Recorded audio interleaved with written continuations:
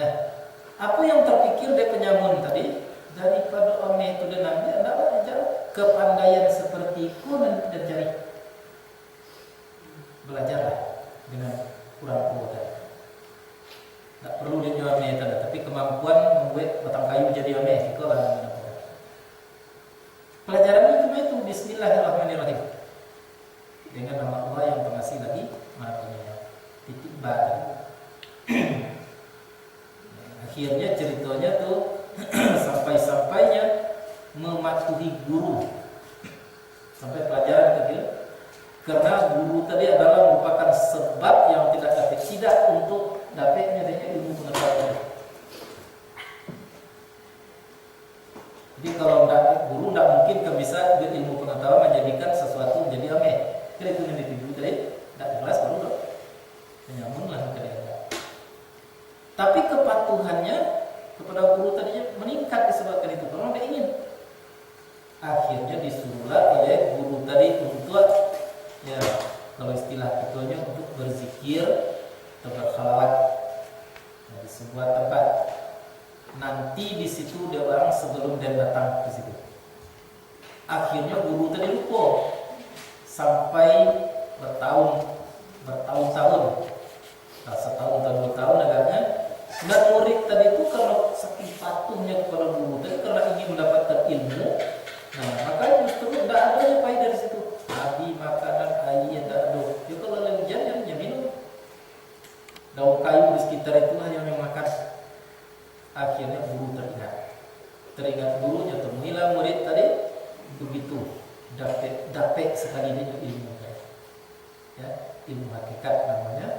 Itulah yang dikenal dengan Sunan Kalijaga ya.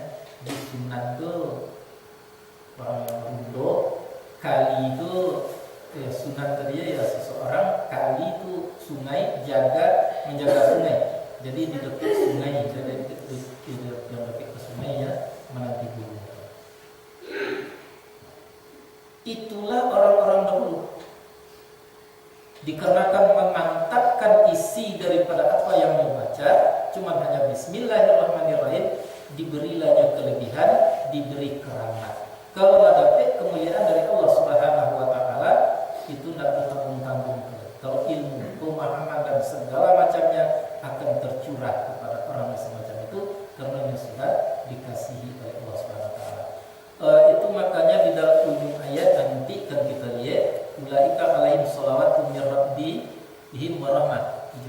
Atas mereka yang sabar tadi sampai bertahun-tahunnya menunggu pemberian sesuai dengan diajarkan oleh guru tadi, maka dicurahkan kepadanya rahmat oleh Allah Subhanahu wa taala. Jadi kalau kita mulai membuka babak baru, mengapa orang dahulu lebih mudah dia menjadi orang keramat, menjadi orang mulia di sisi Allah Subhanahu wa taala? Karena orang itu mempunyai Bismillahirrahmanirrahim. Ilmunya tidak begitu tinggi. Bahkan dia seorang penyamun, karena betul-betul menghayati Bismillahirrahmanirrahim, maka dia diberi kekeramatan oleh Allah Subhanahu wa taala. Pertanyaan berikut, mengapa kita di zaman kini sulit sekali melihat orang yang keramat, kecuali orang yang dikeramatkan atau yang dianggap mulia, padahal belum tentu mulia? Jawabannya seperti yang tadi, karena ucapan zikir yang kita ucapkan itu tidak punya roh. Nah, bahkan kita tidak ingin mau tahu tentang apa kandungan yang terkandung dari apa yang kita baca. Nah, itulah perlunya kita mempakajikan ayat-ayat Allah Subhanahu wa taala. Kalau kita baca Bismillahirrahmanirrahim itu 5 kata itu. Bi 1 kata, Ismi 1 kata, Allah 1 kata, Ar-Rahman 1 kata, Ar-Rahim 1 kata. Kelima-limanya itu hendaknya harus jelas. Apalagi disambungkan Bismillahirrahmanirrahim. Mengapa dengan nama Allah bukan dengan Allah? Kita tahu jawabannya, bahwa sebab segala sesuatunya itu adalah daripada sayang Allah Subhanahu wa taala atau kasih Allah Subhanahu wa taala. Tidak ada satupun yang akan terjadi kalau tidak kasih Allah, tidak sayang Allah Subhanahu wa taala. Nah, maka dilihat di dalam kehidupan kita sehari-hari, apapun yang terjadi itu adalah masuk ke dalam kategori kasih sayang Allah. Ya, kalau ada orang yang berpendapat kalau Allah itu maha kasih sayang, mengapa dijadikan orang miskin? Mengapa dijadikan orang kaya? Itulah bukti kasih sayang Allah. Disebabkan kasih sayang dijadikan seperti itu oleh Allah. Mengapa? Bayangkan kalau kayu saja sadanya, kerajaan jadinya dunia. Atau miskin saja sadanya, terjadilah rampas merampas, rampok merampok, ya. Itu akan terjadi. Jadi maka oleh sebab itu kasih sayang Allah Subhanahu Wa Taala bagi orang yang mempunyai Bismillah tadi, yang mengerti, yang akan melihat dari segala sesuatu yang akan lihat. Begitu kasihnya Allah, begitu sayangnya Allah Subhanahu Wa Taala. Nah, rasa yang seperti itulah pembuktian dan kesadaran yang semacam itulah tentang Allah yang diucapkan melalui asyhadu an la ilaha illallah wa asyhadu anna muhammadar rasulullah. Sekali seumur hidup masuk ke dalam surga. Kalau yang tadi itu mengerti. Tetapi banyak kita sebut dengan lidah, zikir. Salah satu tadi asyhadu an la ilaha illallah sebagai rukun di Islam kita, tapi tidak pernah ada suatu pembuktian tentang kasih sayang Allah dalam jiwa, dan tidak pula ada usaha untuk itu. Nah, maka syahadat kita itu perlu dipertanyakan. Jadi banyak mungkin ya syahadat itu tidak laku. Kalau tidak laku syahadat berarti Islam kita batal. Kalau Islam kita batal, maka berarti kita akan mati nanti dalam keadaan kufur ataupun dalam keadaan sesat. Itulah pentingnya kita mempelajari ayat-ayat Allah Subhanahu Wa Taala. Nah, maka ayat Allah yang dipelajari itu kadang-kadangnya mau tidak mau harus kita takwilkan kepada yang lain. Walaupun di dalam Al-Quran itu kita harus hati-hati mentakwil, jadi tidak boleh sembarang-sembarang mentakwil saja. Karena kalau tidak ditakwil ayat-ayat itu nanti itu akan membuat kita menjadi sesat. Maka tidak harus ditakwil. Contoh, nah, yadullah, tangan Allah. Jadi Allah itu punya tangan, iya. Kalau tidak ditakwilkan, tidak diartikan dengan yang lain, tangan apa yang akan terjadi? Tersamakanlah Allah dengan makhluk. Allah tadi akbar, lalu kita artikan besar, bukan agung. Maka nampak tangan Allah tadi, nah, sebenarnya nampaknya sesuai dengan kemampuan kita. Mungkin sebenarnya bukit nampaknya, itulah kesyirikan. Nah, tapi kalau kita ingin mendapatkan kebenaran, mau tidak mau harus ditakwilkan. Jadi arti tangan di situ tidak mungkin tangan seperti tangan yang kita pahami secara umum. Karena Tuhan tadi mengatakan lam yakul lahu kufuwan ahad atau laisa kamitslihi syai'un, maka berarti ada pengertian tangan itu selain daripada tangan yang kita pahami. Ditakwil tangan itu apa? Lambang kekuatan, lambang kemampuan, lambang daripada segala aktivitas.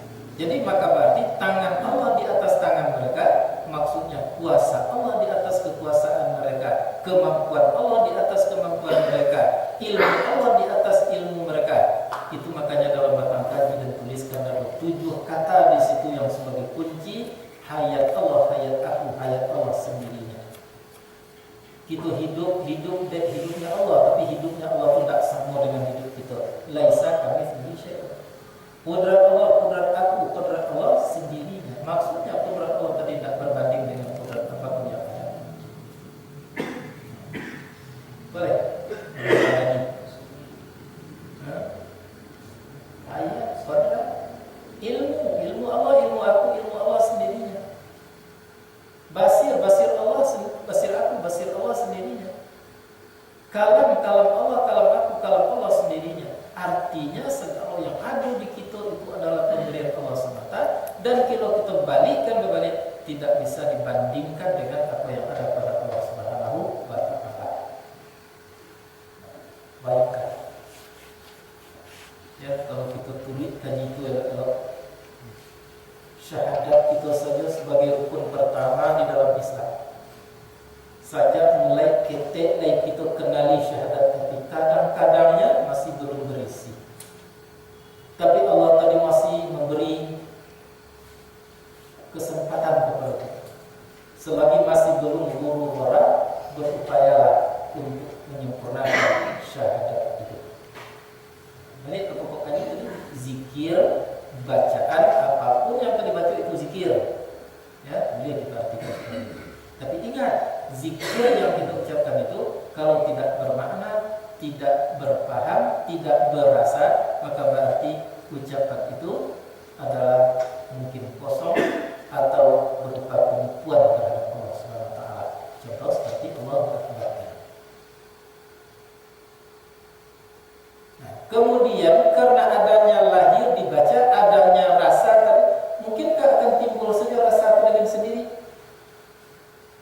Atau kita saja mencari-cari rasa-rasa yang kita ucapkan? Tidak mungkin. Selesai kita lakukan. Maka untuk itulah tadi perlunya belajar. Perlunya kita mengaji. Nah, dan pengajian itulah nanti yang akan membuat kita dapatnya membaca itu dengan baik.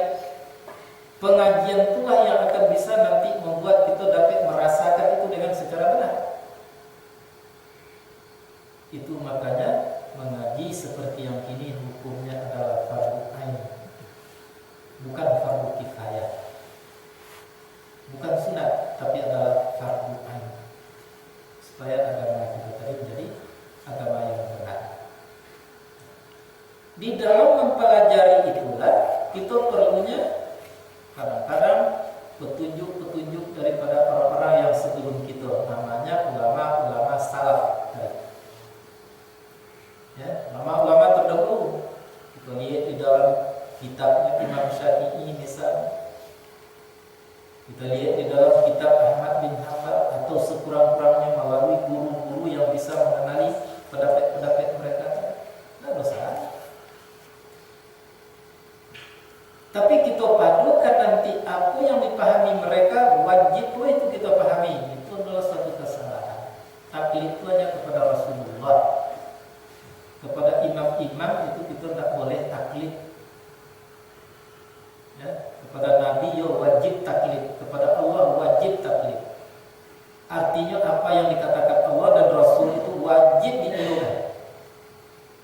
Kalau sering sampaikan, kalau mereka atau Allah mengatakan ini suatu keuntungan, tapi kita rasakan sebagai kerugian, membahayakan kita wajib itu menyalahkan diri kita wajib merasakan itu adalah sebagai keuntungan. Taklid. Tapi kepada yang lain itu perlu pengkajian, perlu analisa. Katakanlah tadi ulama-ulama salaf, itu harus tahu bahwa orang-orang salaf tadi, ulama-ulama salaf tadi seketik macam ragamnya pun. Ada yang telah menyimpang jauh daripada kebenaran yang sesungguhnya. Sepertinya ulama-ulama syekh-syekh orang-orang Mu'tazilah. Ya, orang Mu'tazilah itu membebani Tuhan, itu paling menonjol ini. Ya, atau ya. Kemudian apa disebut dengan al-khawarij, keluar daripada paham yang sebenarnya. Detailnya syekh itu. Gayanya sama. Salaf itu namanya terdahulu. Arti salaf tadi itu. Jadi ada yang benar, ada yang tidak benar. Sebenarnya para ulama-ulama yang Mu'tazilah itu, kalau seseorang berdosa maka dihukum sekaligus dengan kafir. Dan ada pun yang benar tadi pun banyak pun macamnya.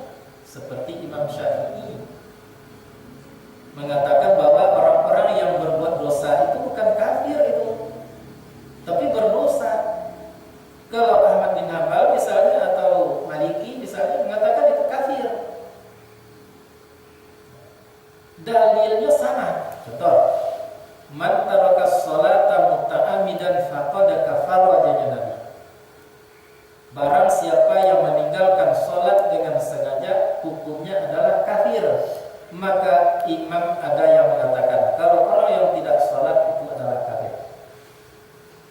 Imam Syafi'i mengatakan tidak, karena dia masih mengucap 2 kalimat syahadat. Nah, kedua-duanya benar. Benarnya, ya kalau kita sebut kafir, ya bisa jadi.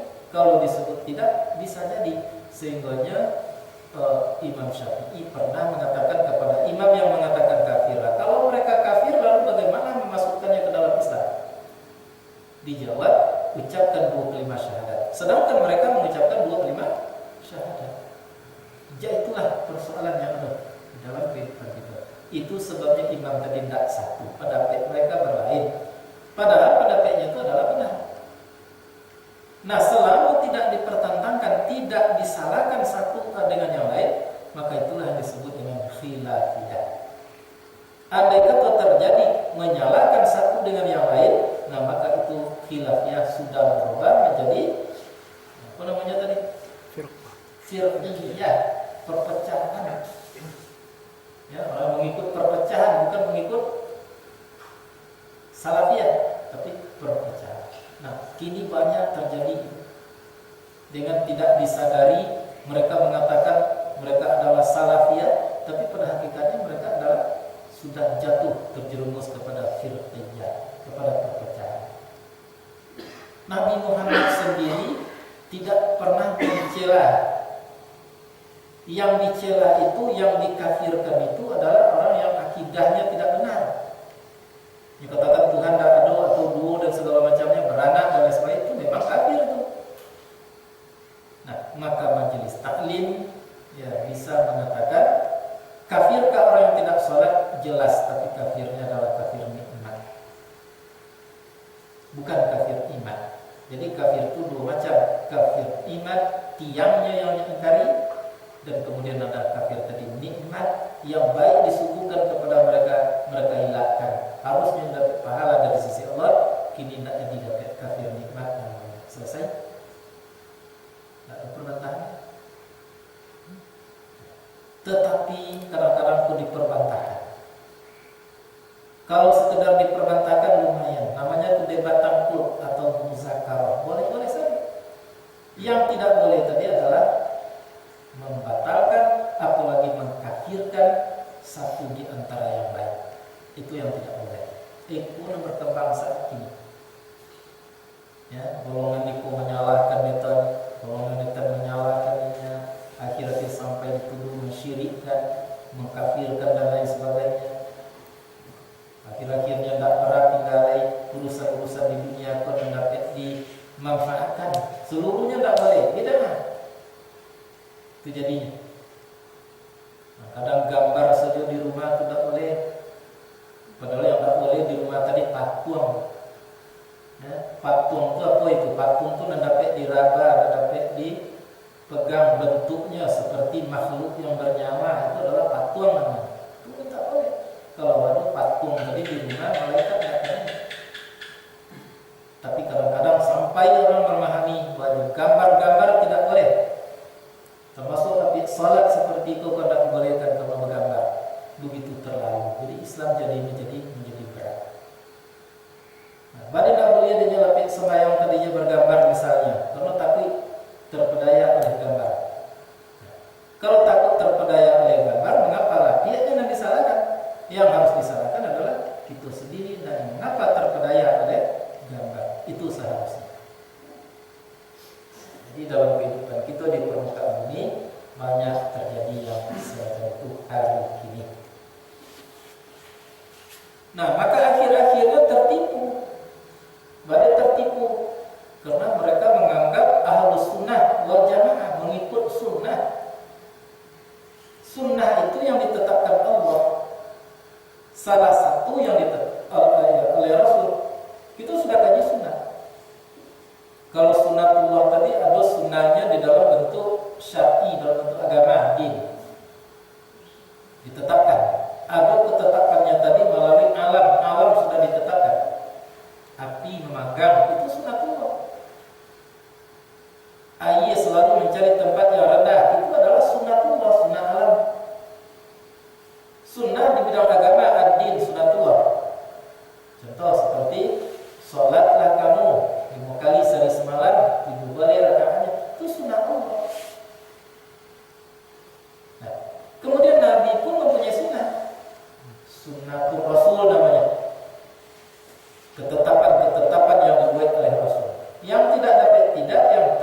oleh Nabi tadi adalah empat: sidik, tabligh, amanah, fatalah.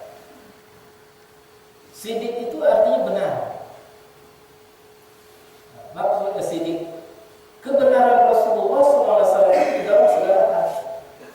Tadi masih disampaikan situ. Nabi Muhammad dahulu karena mengharapkan bantuan daripada induk bakuanya, istilah itu. Nabi itu berbakuanya ke Taif, kurang Taif tepatnya dalam setengah ayat. Karena begitu terancam di negeri Makkah, baiklah ke Taif dengan harapan akan ditolong, akan dibantu, perjuangannya didukung oleh baku-bakunya. Tapi kenyataan sampai di situ pun pembesar-pembesar Quraisy termasuk pihak bapaknya itu sendiri ya tidak mau mengakui. Akhir-akhir cerita ya dilemparilah Nabi tadi oleh pemuda-pemuda Taif, termasuk anak-anak sendiri pun melempar. Lupa-lupa Nabi di sini. Pulang elok saja balik ke Mekah. Di tengah jalan ditawari oleh malaikat, izinkan aku, sudah begitu jahatnya orang Taif tadi, akan aku runtuhkan bukit-bukit yang ada di sekitar Taif tadi untuk menghancurkan orang-orang yang telah merusak engkau dan memusuhi engkau. Hanya Muhammad, jangan. Mengapa? Fa innahu la yafqahun, karena mereka itu tidak mengerti. Jadi salahnya dengan Nabi. Tidak salahnya. Lalu kalau Nabi tidak salahnya dengan Nabi. Apa kecil Nabi? Karena dia tidak mengerti. Tidak boleh diruntuh karena dia tidak mengerti. Nah kemudian didoakan. Doanya, ya Allah, tunjukilah mereka. Keluarkanlah daripada sulbi dan taraib mereka tadi keturunan-keturunan yang soleh Nabi. Yang kisah. Nah, jadi kuncinya lah begitu Nabi dibatui, dilukai, disakiti di Taif, Nabi tidak pernah menyalahkan. Mengapa ini terjadi menyalahkan? Bersolawat lebih seketik daripada diajarkan Nabi itu salah. Segalanya salah. Berkunut salat subuh itu salah. Pakai cincin itu adalah syirik. Ziarah kubur, minta di kubur tadi kepada Allah, syiriknya minta ke kubur dan tak boleh ke Allah tadi, mengapa dikatakan syirik? Coba bandingkan. Nabi jelas-jelas inyo sendiri dimusuhi, dianiaya, tidak disalahkan tapi didoakan. Artinya dimintakan baik, diusahakan supaya baik. Tapi kita sama umat salah menyalahkan. Tidak pernah itu untuk dijelaskan, diterangkan secara detail seperti yang tadi. Paling-paling secara lahiriah saja. Contoh saja pakai cincin. Kalau kita majelis taklim mengatakan cincin itu bisa membuat seseorang syirik, bisa tidak? Tapi mengapa dikatakan tiap orang yang bercincin itu syirik? Sulaiman pun bercincin, Nabi pun bercincin. Contoh ya. Jadi bisa membuat kita menjadi syirik. Jangankan cincin lain, Al-Quran pun bisa membuat kita menjadi syirik. Kalau kita anggap bacaan itu yang akan membuat kita mendapatkan nilai-nilai kehormatan dari Allah tadi, itu salah. Yang akan membuat kita adalah sampainya kita kepada titik nadir oleh zikir yang kita zikirkan. Ya panjang masalah zikirnya, panjang, tak murah zikir. Jadi kesimpulannya, zikir itu apapun bacaan itu harus mempunyai roh. Rohnya apa? Rasa, pengertian, kesadaran. Kalau kita sebut Allahu Akbar, bisa betul-betul mengerti batin kita tentang Allah Subhanahu wa taala.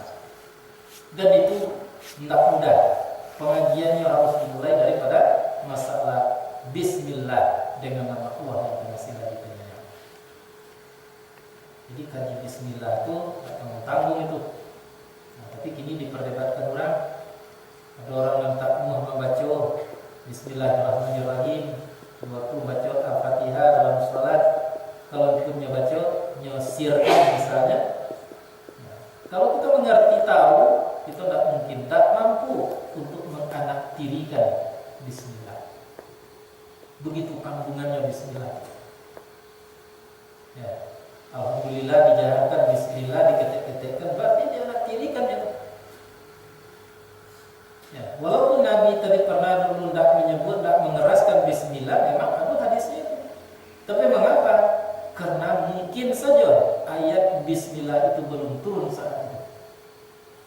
banyak kemungkinan. Nah, yang melarang membaca tidak ada. Apalagi yang mengeluarkan bismillah tadi daripada Al-Quran, kecuali dalam surat Al-Baqarah. Jadi maka itulah mazhab Syafi'i. Kalau kita cari Quran yang sampai kepada kita kini ke surat Al-Fatihah itu 7 ayat. 7 ayat itu termasuk ayat yang pertamanya adalah Bismillahirrahmanirrahim. Jadi kalau di dalam imam lain tidak ada Bismillah tadi aja, tidak ada satu ayat yang ada. Alhamdulillah lah yang satu ayat. Jadi yang kita harus seberangi masalah-masalah yang menyangkut dengan firqah, perpecahan dan perpecahan tadi. Nah, jadi fazkuruni, maka zikirlah kamu akan aku. Baca, rasakan, perjuangkan untuk dapat kita mengerti tentang apa yang kita baca. Mulai daripada bismillah, ujungnya nanti qul a'udzu birabbin nas. Bila akan selesai pengajian. Maka oleh sebab itulah dihabiskan seluruh umur, ditambah sebanyak itu lain untuk mempelajari ayat-ayat Allah, sungguh tidak akan bisa terpelajari. Dituliskan ayat-ayat Allah, bukan huruf-hurufnya itu yang akan dituliskan, seluruh hikmah yang terkandung di dalam kata per kata, ayat per ayat, bahkan huruf per huruf seperti di tadi, diabikan ayat lari ditambah 7 lari, diabikan daun kayu ditambah 7 hutan lain yang ada di permukaan bumi untuk dijadikan kerote, seluruh ranting kayu dijadikan untuk pena ditambah 7 itu lain, sungguh tidak akan tertuliskan. Itulah Al-Quran yang disio-siokan oleh manusia hari kini kebanyakan. Nah, kalau pun dipelajari cuma hanya dipelajari kulitnya saja, hurufnya saja, lafadznya saja. Nah, akhirnya Quran itu tidak menyentuh, tidak memperbaiki pribadi. Kalau diceritakan cerita masalah Nabi dulu, ceritakan Nabi Musa, masalah Fir'aun, tapi secara tekstual hanya berbicara tentang Fir'aun itu saja, padahal itu bisa ditakdirkan kepada yang lain. Maka dalam buku dituliskan, kalau kita mau berbicara tentang kepribadian Fir'aun, ya, maka akan terungkaplah Fir'aun gaya baru. Jadi tidak ada hentinya Fir'aun itu adanya sampai dunia kiamat. Tapi karena tidak dimasuki hakikat, maka justru berbicara tentang Fir'aun itu adalah hanya terpusat pemikiran kepada seorang yang raja dulu yang hidup semasa Nabi Musa. Akhirnya yang Fir'aun itu tetap Fir'aun, yang kita pun kadang-kadang sudah melebihi Fir'aun tapi tidak mengerti, tidak tahu. Maka artinya Fir'aun orang yang berbicara tentang Fir'aun menjadi lebih Fir'aun daripada Fir'aun yang sebenarnya. Terbentuklah kemunafikan di dalam diri, keangkuhan di dalam diri, rasa hebat dan kesombongan, maka justru jadilah manusia berlagak seperti Muhammad, berbicara seperti Jibril, tapi berhati seperti hati syaitan. Itu dikarenakan zikir tidak jalan. Nah, jadi ingatlah kamu akan aku, boleh diartikan bacalah olehmu akan nama-namaku, boleh, sifatku boleh, ingatlah kamu akan aku, boleh. Maka di dalam batang kaji majelis taklim dibagilah zikir tadi menjadi 2. Ada zikir namanya zikir apa namanya? Zikir. Ada zikir tadi zikir khafi. Ya. Jadi 2 macam. Khafi itu tersembunyi, rasa tadi. Malaikat pun tak tahu tuh. Orang lain pun tak tahu apa yang dirasakan mengenai Tuhan. Itu khafi. Nah, kemudian dibagi itu